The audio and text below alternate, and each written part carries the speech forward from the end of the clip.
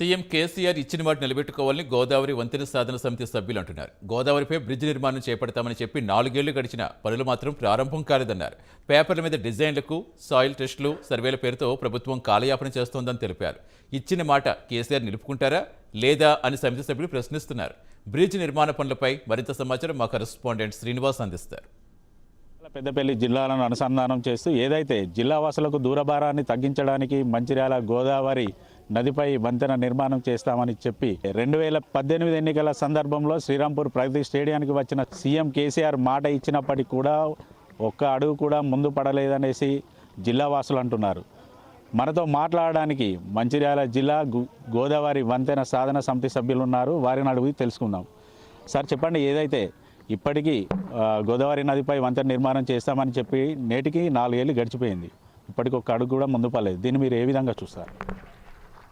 అంటే 4.5 సంవత్సరాలు గడిచిపోయింది మాకు హామీ ఇచ్చి, కానీ ఇప్పటి వరకు దీనికో ఆశావహ పరిస్థితి మాలో కల్పించేటువంటి ప్రకారం కల్పించడానికి వాళ్ళు ఇప్పుడు టెండర్లు కాల్ఫర్ చేసినారు. అమౌంట్ మాత్రం రిలీజ్ కాలే, కానీ సాయిల్ టెస్టింగ్ జరుగుతున్నది. ఈ యొక్క బ్రిడ్జ్ యొక్క సాయిల్ టెస్టింగ్ జరుగుతుంది. 36 పిల్లర్ల ఒక ఎస్టిమేషన్ ఉంది.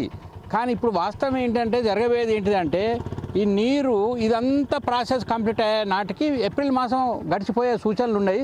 ఏప్రిల్ మాసం తర్వాత మనకు అనుకోకుండా అటు ఇటు 15-20 రోజుల్లో మళ్ళీ వర్షాలు వచ్చేస్తున్నాయి. అప్పుడు ఉధృతంగా గోదావరికి ఇంకా మళ్ళీ నిండేది ఉంటే మళ్ళీ ఆ వర్షాకాలం ప్రాంతం మట్టు కూడా ఈ కదులుతుంది ఈ బ్రిడ్జ్ యొక్క పనులు అనటానికి కూడా మనకు ఆస్కారం లేకుండా ఉన్నది.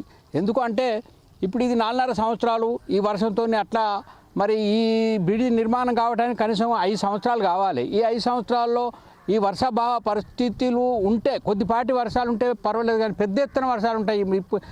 ఇదివరకు కురిసిన వర్షాల ప్రకారం ఉంటే మాత్రం ఇంకా టైం తీసుకునే అవకాశం ఉంటుంది.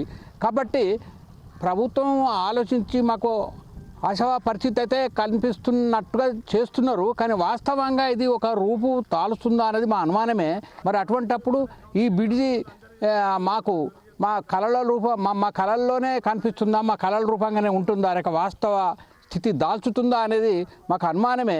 కొత్త హై టెక్నాలజీతో నిర్మించి చిత్తశుద్ధిని పనిచేస్తే మరి తక్కువ కాలం పట్టవచ్చు, కానీ అది అటువంటి పరిస్థితులు కనిపించడం లేదు. కాబట్టి ఇప్పటికైనా ప్రభుత్వం ఈ ప్రజలకు ఇచ్చిన హామీ నెరవేర్చడానికి ఈ ప్రభుత్వం పైన ఉండదని చెప్పి మేము మనవి చేస్తున్నాము.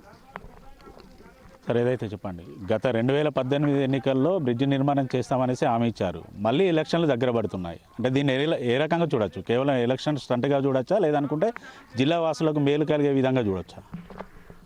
అసలు ఈ గోదావరి నది మీద బ్రిడ్జ్ నిర్మాణం చేయాలనే ఆలోచన కేసీఆర్కి లేదు, చిత్తశుద్ధి లేదు. ప్రభుత్వానికి ప్రధానంగా చిత్తశుద్ధి లేదు.